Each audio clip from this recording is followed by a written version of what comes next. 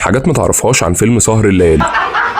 المؤلف تامر حبيب قال ان دور منى زكي في الفيلم لما اتعرض عليها اعتذرت عنه في الاول، وبعدها الدور اتعرض على انغام وانها كانت مبسوطه انها هتمثل دور بعيد عن شخصيتها الحقيقيه ومش هتغني فيه، ولكن بعدها انغام اعتذرت عن الدور عشان كانت مرتبطه بمواعيد حفلات وشغل، ومنى زكي رجعت للدور. الفيلم ده كان اول تجربه للمؤلف تامر حبيب، ولما نزل حقق نجاح كبير. بعدها قابله المؤلف وحيد حامد الله يرحمه، واول ما شاف تامر حبيب شتم فيلم سهر الليالي قدامه، قال له انت اللي عملت سهر الليالي مش هو اللي عملك، وقال له انا خايف عليك منه، خلص وشوف اللي بعده. الممثل احمد هارون كان بيشارك في الفيلم بس شالوا صوته وحطوا صوت الفنان عمرو واكد. قال بعدها ان ده كان عشان الدور محتاج حد في شكل احمد هارون وطوله وصوت هادي وعميق زي عمرو واكد، وكمان في التتر كان مكتوب اسم احمد هارون غلط واتكتب احمد سيف الدين. انا احمد هارون.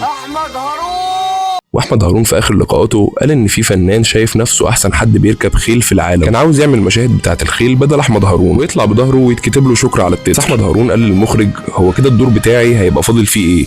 بص يا عمرو اخويا، دمي ده بيجري فيه كور بيضه وحمراء ونسوان بس كده. ودي كانت